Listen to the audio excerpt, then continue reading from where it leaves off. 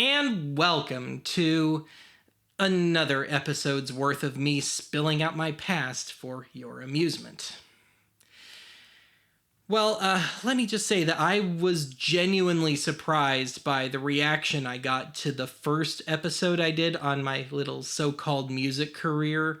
As I predicted, it didn't do that well numbers-wise, but the people that watched it really seemed to like it. I got a lot more comments than usual, and they were mostly positive. But more tellingly, ever since then, I've gotten a pretty regular stream of comments and tweets and emails and stuff asking me, when are you going to do Volume 2? And given that I'm still trying to iron out the kinks of the new Archive HQ, right down to this little set of mine, it felt like a good time to do an episode that wouldn't require much in the way of research or dumpster diving on my part. So with that, today let's finish up my outsider music period and pretty thoroughly bottom out, both musically and personally, in the process.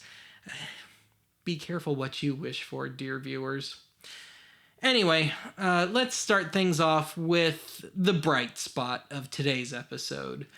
This was my third album, and it's my favorite one of this period, and it's also what's on the box today. This one's called Fallen Windows.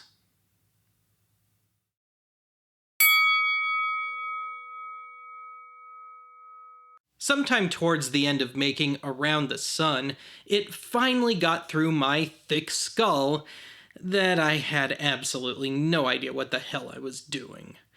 Nonetheless, instead of trying to dive into learning music, I figured that while the sound I'd created for myself was less than pleasant, it was indisputably mine. Having said that, I knew I was going to have to eventually learn some degree of allegedly proper music, so I decided to have one last hurrah of naivete. On the one hand, I felt like I'd bitten off more than I could chew with Around the Sun, but at the same time, I was still so utterly enthralled with my Fostex 4-tracker that I wanted to continue exploring the possibilities of it. Read, I wanted to make an album where all the tracks segued into each other. Well, save for that spot where you'd have to turn the record or tape over. Anyway, the end compromise was to make a decidedly little concept album about a guy, read me, and his small army of overdubbed clones just wandering around the house and bashing out a few tunes, with a few random bits of nonsense between songs. Of course, this being me, there was a catch. I'd come to the conclusion that it was time to fully embrace my position as vocalist, stemming from this weird notion that instrumental pieces equaled filler. This meant no instrumentals this time out, and needlessly pushing my dreadful vocals to punishingly loud levels.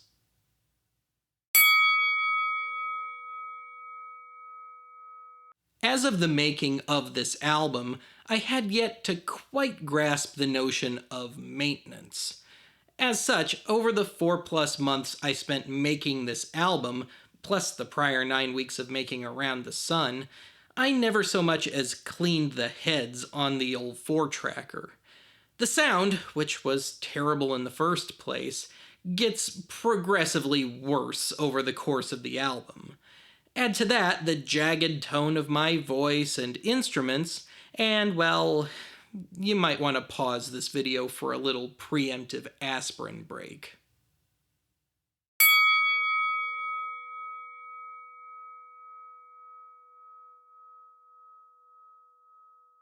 Getting back to the whole back to basics thing, I figured the album needed to start with a good dose of fast, short and sweet, no BS, simple rock and roll.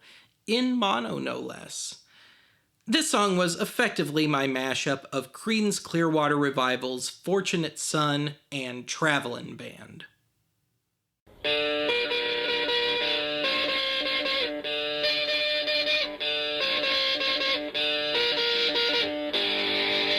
Would you like to throw your banner in my face or put me in my place? Would you like to fall from grace and join the human race? Well, I looked into the sky to be saved and looked in the sea for my grave. I went to the mountains too high, but you were already inside. Was it because I lied, or did you hope I died?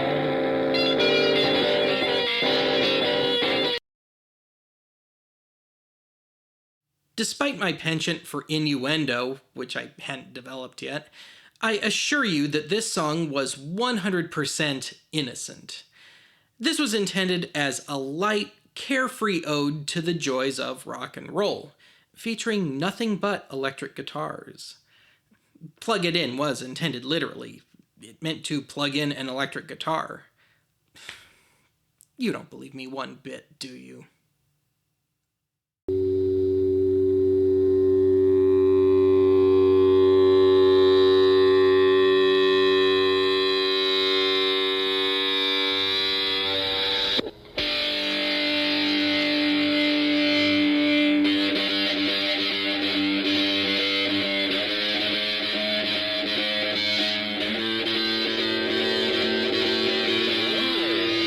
You can be the leader, but we all are.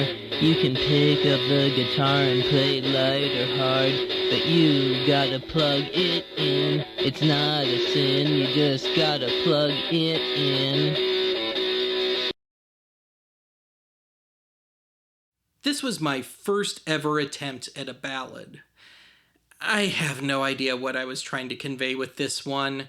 It seems to be about getting a little too into an old film, silent, of course. Yet at the same time, the narrative keeps shifting from past to present and from personal to observational. And yes, that is the sound of my old Keystone 8mm projector on this one. You know, the one I destroyed making the Telescene episode.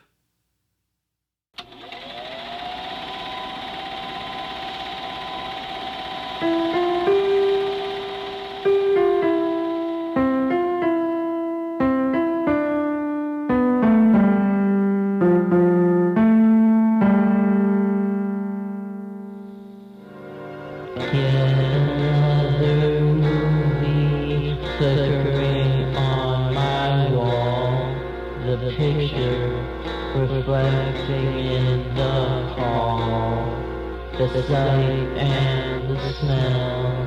I remember well, I remember well. From the slapstick of Buster Keaton to the directorial genius of D.W. Griffith. Here we go with the silent film thing again. During this time, VHS was on its way out the door. For me, this meant picking up a lot of would-be $20 to $40 silent movie tapes on closeout for $5 to $8 a piece.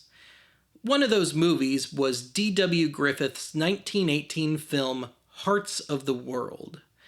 At one point in the movie, one of the title cards reads something to the effect of, "If you can't get what you want what you can get." So I wrote a silly, deliberately self-contradictory Bob Dylan kind of lyric and paired it up with, effectively, "You Gotta Plug It In Part 2. No intended innuendo here either.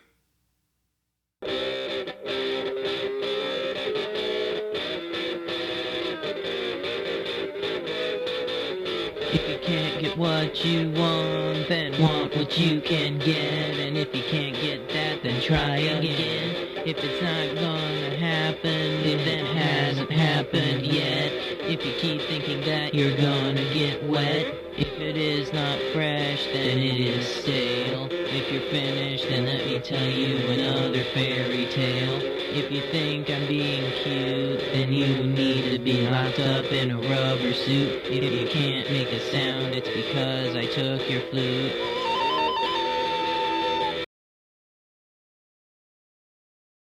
And that annoyingly pervasive Jackson Browne influence starts rearing its ugly head again.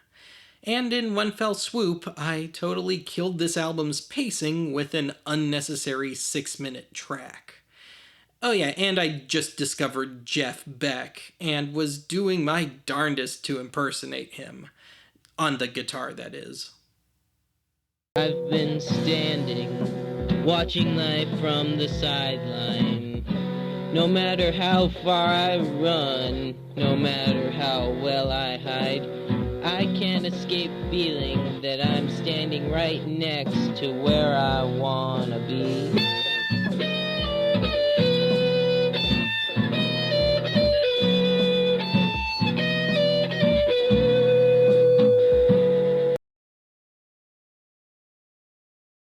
Getting things back on track with this one, this song was a bit prophetic in retrospect. It's about being torn between an attachment to the past and the desire to keep moving forward. Little did I know. As a little amusing aside, then and now, every time I deliver the song's title, I think it sounds like I'm saying my old ways, which kinda sounds like a cheap brand of salsa.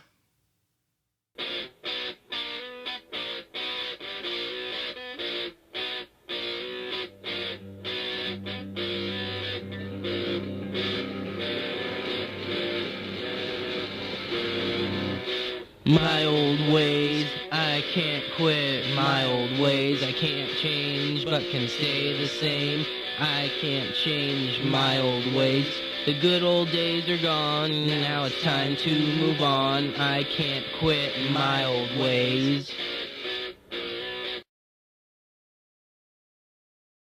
Yeah, I had already heard the Beatles tune by this point, but that didn't stop me from stealing its title. This is the big embarrassment of this album. I had this grand notion of a massive, but still fairly short, ultra dramatic ballad. I'm not really sure what this song is supposed to be about. The best I can gather is that it's about an imagined apocalypse. But most likely, I just threw a bunch of Jackson Browne lyrics into the metaphorical blender. Hey, at least one of those Jackson Browne lyrics gave me the album's title. I lie awake and watch the trees bend from a merciless wind. I hear it blow through my open door and shake my fallen window. I still see them, but I would never be them. And when the sand sifted through the cracks and the ceiling caved in. Once more into the silence. In Charlie Chaplin's The Gold Rush, at one point early in the film, the little tramp encounters a sign that reads, "Here lies Jim Sourdough, on this spot got lost in the snow." This spawned another little nod to Bob Dylan. Of course, Dylan's lyrics, as outrageous as they could get, always seem to be, about something.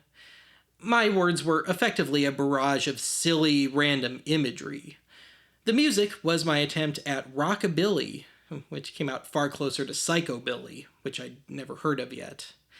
As for the title, Blind Man's Pass was supposed to be the mountain pass where poor old Jim Sourdough got lost in the snow.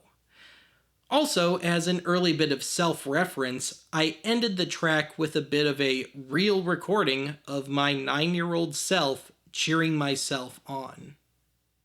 Jim Sourdough, he got lost in the snow. Where he's buried, you'll never know. But it's alright, he just let it go.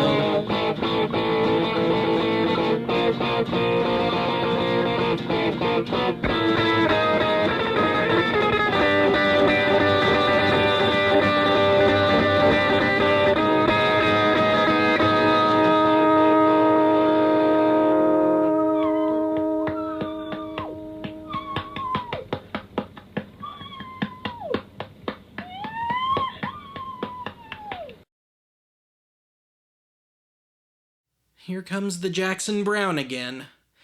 This is the album's other out-of-place long song.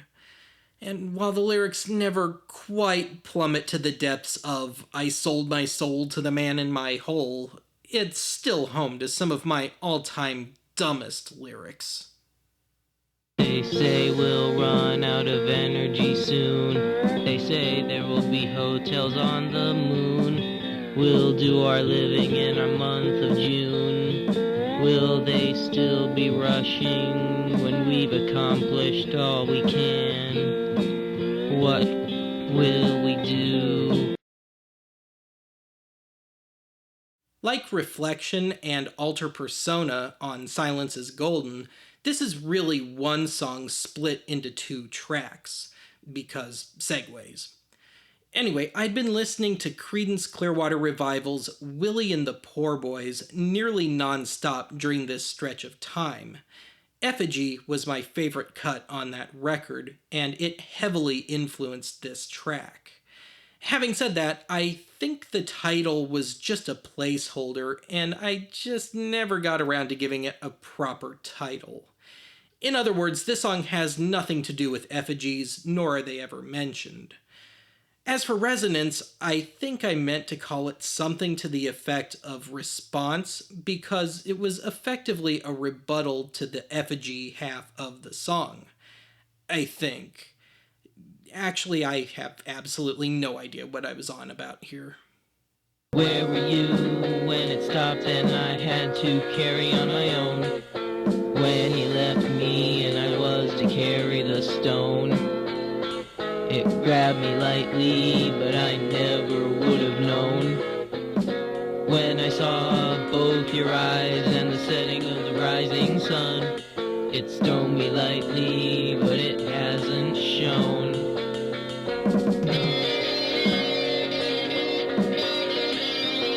But he wouldn't know, he wouldn't let it show. Gotta go, gotta let you know that I'm alright. Stayed up all night, standing here by the highway side, watching the car go by. I never should have had to try so hard to figure out what I already know.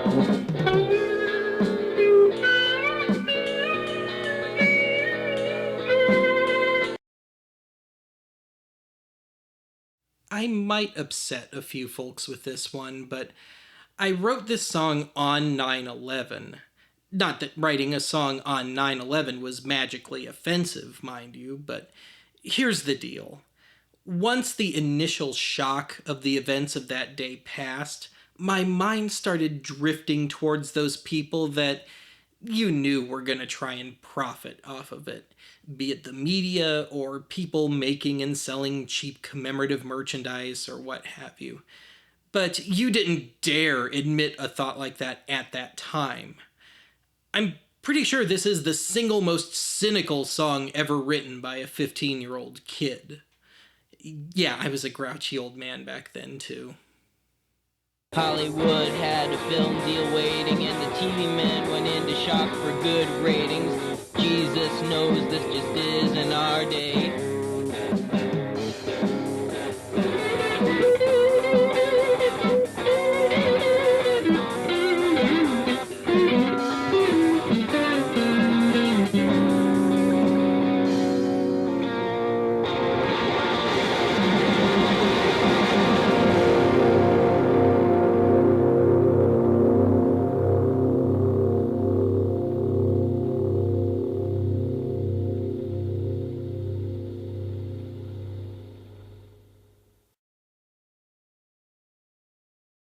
I couldn't just end this album with the crescendo that concluded Pandemonium. One of the albums that I was hooked on at this time was Harry Nilsson's Son of Schmilsson. The first cut on that album ended with a little comedy sketch in which a napping Nilsson woke up to a bunch of cheesy horror movie sound effects, most of which just magically involved his own voice. So I created a little homage to this sketch by making another one of my now signature nightmarish sound collages, and just like on the Nilsson track, capped it off with a couple of lines of self-exchanged dialogue.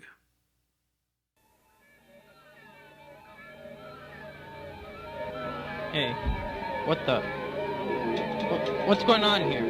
Silence! Hey, who said that? Man, this isn't funny. Where'd you get all the sound effects from? I made them.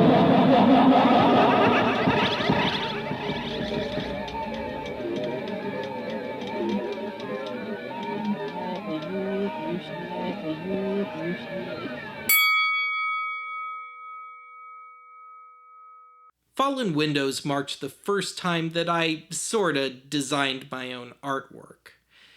Even though the phrase fallen windows doesn't make any sense, I still had the mental image of something that might cause a window to fall out of its frame. So the idea was that somehow magically, an iceberg ran into the side of a building, or vice versa. When you opened up the CD, you'd see the iceberg on its own, i.e., the thing that caused the window or wall to fall. Of course, this would have been a lot more effective if it weren't for that pesky hole in the middle of the CD.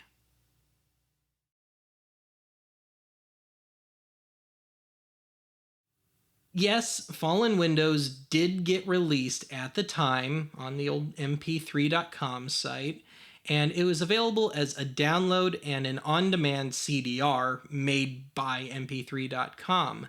And this was actually my big hit, if you will, of the period. It sold a whopping 3 copies. And amazingly, all 3 of those copies were of those CDRs. And I didn't know anybody personally that bought one because I'd get a name whenever I would sell one, and I never knew who they were. But having said that, I never did get to hear what those discs were like or see what they were like. So if by some freak occurrence you've got a line on one of those 3, please let me know. But I'm pretty sure they're all in landfills now. But anyway, moving on, I was pretty proud of Fallen Windows at the time. So much so that I pretty actively promoted it on the mp3.com forums and some other online musicians forums. And I probably oversold it a bit because I wound up facing a bit of a backlash. So all the way into mid-2003, so almost 2 years after this record came out, and after I'd pulled it from print, I was getting periodic death threats over it, and also at the same time occasionally getting these, in retrospect, rather amusingly neat, bullet-pointed lists of instructions on ways to kill myself as slowly and painfully as possible. But, and of course, whenever I would try and respond to the emails or report them, they were always fakes. But, as you could well imagine, this totally shattered my self-confidence at the time. And I had been trying to start learning proper music, but I stopped caring. And, of course, the raging teenage hormones were going on at the same time. And I did go back to work. I did start work on the next record, but it just wasn't there. So anyway, I'm just going to kind of gloss over this one. Ladies and gentlemen, this is the worst thing I have ever done in any medium. And this is actually my candidate for the worst album of all time. But anyway, this one's called Anything Can Happen.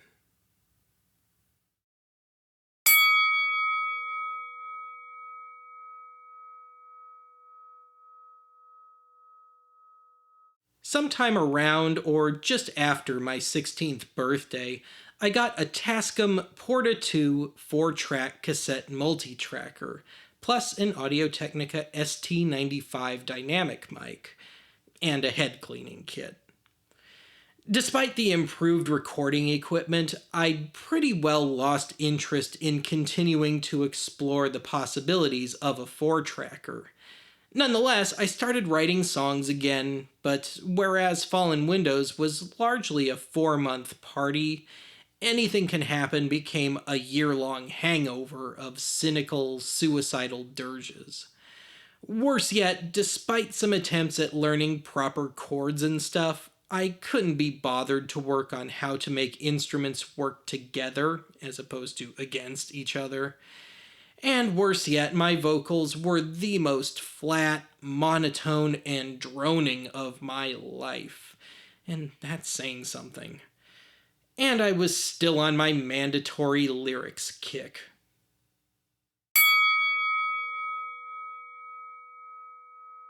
Amazingly, given my mindset at the time, the album title was intended to be ironic. Reed, I was feeling pretty hopeless at the time. For what it's worth, that front cover has nothing to do with anything.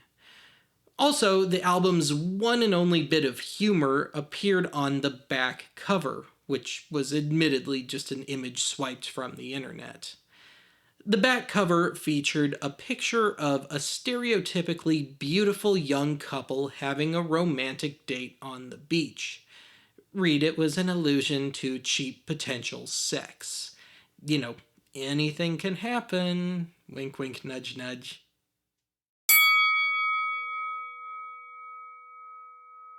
Pretty much the only attempt I made at upping my game on the techie front on this one came by way of trying to sync up my old Fostex with the new Tascam deck, held together by a pair of piggyback cables. Problem was, the Fostex ran a tad slow and maxed out at about 2/3 the volume level of the Tascam. Nonetheless, I tried a few times to give myself 8-track recording capability. The results are every bit as woozy as you'd expect.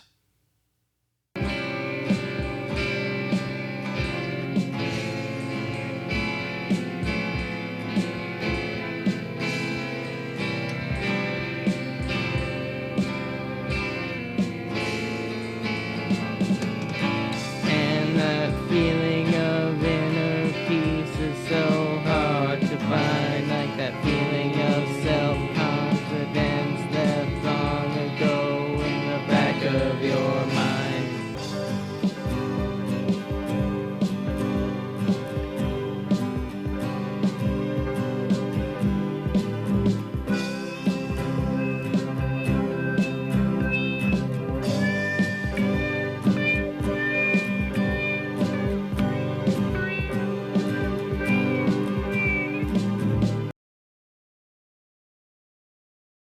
Well, you can't say that I completely stopped exploring different musical styles during this period.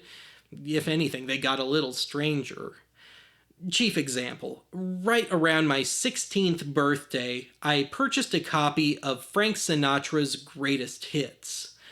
For whatever reason, I got it into my head that I needed to try and write some of the more spare, desolate torch ballads that Sinatra periodically tackled. Funnily enough, my attempt at the style sounded more like a bizarre mishmash of church music, Creedence Clearwater Revival, and 70s navel-gazing singer-songwriters. Got no place left to hide. Now I've got to look for a place inside of myself.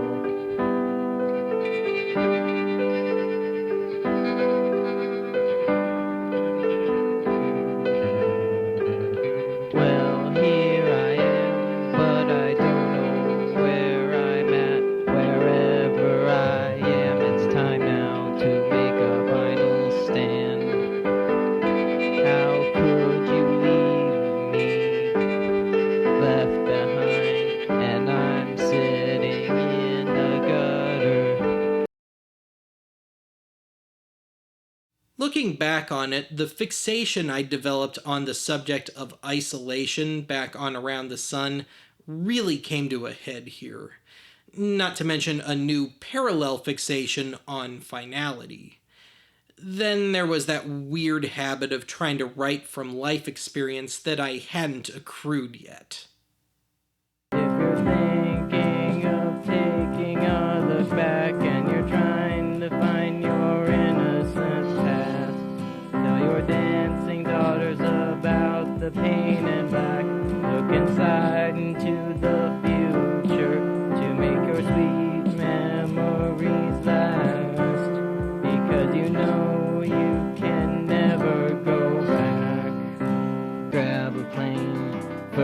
waiting in the morning.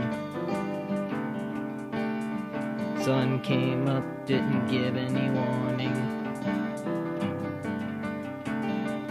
Kept on thinking about what life remains. Giving up trying 'cause my luck won't change. I don't know what happens when the fuse burns out. No bombs go off, nothing ever comes out. Maybe farther on down the line I'll find what life is about.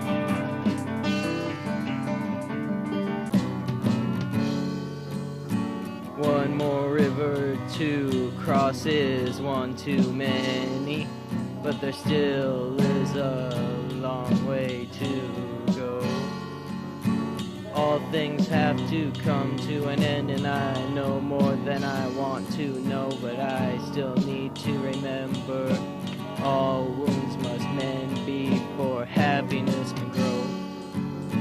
Standing alone here in the sand, in the dim morning sun, here I stand at the edge of this land, hearing the water calling me closer. I can almost feel the hot winds blow. Nothing matters anymore, no.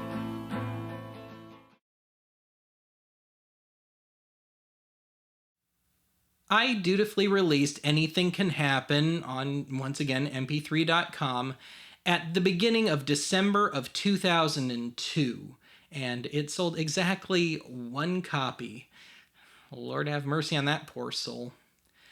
But anyway, to close things out today, I want to jump back in time a bit here. So over the end credits here, I'm going to play a bit of my attempt at a Christmas single that I did during this period. And this did get released. It was a free download, and I put it out just in time for the 2001 holiday season. And I actually made this when I was still working on Fallen Windows, like in September or October. And even though I was very much trying to prove my rocker and singer metal with Fallen Windows, I was starting to miss the instrumental stuff again, and the pompous, pretentious, progressive streak was starting to come around again, so I put Fallen Windows on hold for a while, and I went to work on this big, long instrumental suite, 16 minutes plus. And it was a mishmash of very well-trodden classical holiday tunes like Angels We Have Heard on High, and there were a few originals in there as well. Now, I couldn't read music back then, and I couldn't pick anything out by ear to save my life, so I really could have just stripped the names and credits off of this thing and called it one big, long, droning original, but whatever. Anyway, the final product was called the Christmas Waltz Suite. Despite the fact that I didn't know what a waltz was back then, I just knew it had something to do with music and that it sounded classy. And also, none of it is in 3/4 time, at least not on purpose. And I was also blissfully unaware back then that there had been a tune in the 50s called the Christmas Waltz. So, yeah, 3 strikes there. But anyway, that's it for today's archive. Join me next time when I finally find myself back in ratings rehab because I had the gall to make another one of these episodes.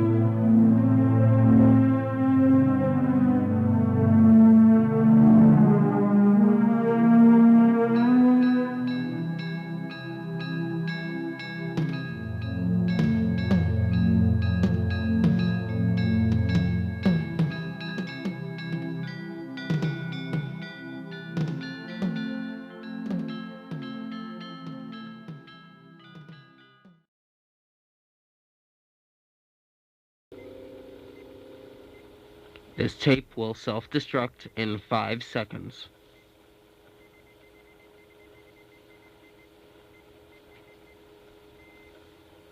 Never mind.